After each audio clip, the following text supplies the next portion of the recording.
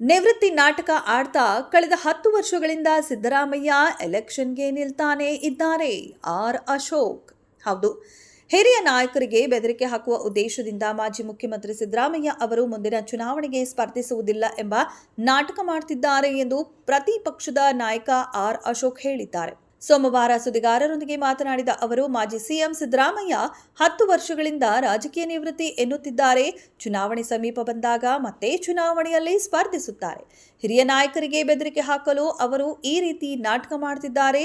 ಯಾವುದೇ ನಾಯಕರು ಶಾಶ್ವತವಲ್ಲ. ಯಾವ ನಾಯಕರು ಹೋದರೂ ಮತ್ತೊಬ್ಬರು ಬೆಳೆಯುತ್ತಾರೆ ಎಂದರು. ಚುನಾವಣೆಗೆ ಸಮೀಪವಾಗುವಾಗ ಬಿಜೆಪಿ ಮುಖಂಡರ ಮೇಲೆ ಪ್ರಕರಣ ದಾಖಲಿಸಲಾಗುತ್ತಿದೆ. ಪ್ರಕಾಶ್ ರಾಜ್, ಭಗವಾನ್ ಮೊದಲಾದವರು ಹಿಂದೂ ಧರ್ಮದ ಬಗ್ಗೆ ಅವಹೇಳನಕಾರಿಯಾಗಿ ಮಾತನಾಡಿದ್ರು. ಅವರ ವಿರುದ್ಧ ಕ್ರಮ ಇರುವುದಿಲ್ಲ. ನೀಟ್ ಪ್ರತಿಭಟನೆ ಸಮಯದಲ್ಲಿ ಕೆಲವರು ಪೋಸ್ಟರ್ಗಳನ್ನು ಹಿಡಿದು ಪೊಲೀಸರಿಗೆ ಸವಾಲು ಹಾಕಿದ್ರು. ಅವರ ವಿರುದ್ಧ ಕ್ರಮ ಕೈಗೊಳ್ಳದ ಪೊಲೀಸರು ಸಿಟಿ ರವಿ ವಿರುದ್ಧ ಮಾತ್ರ ಎಫ್ಐಆರ್ ಮಾಡಿದ್ದಾರೆ. ಅವರ ಹೇಳಿಕೆಯನ್ನ ತಿರುಚಲಾಗಿದೆ. ಇದರ ವಿರುದ್ಧ ಚಿಕ್ಕಮಗಳೂರಿನಲ್ಲಿ ಹೋರಾಟ ಮಾಡುವುದಾಗಿ ಅಶೋಕ್ ಹೇಳಿದರು.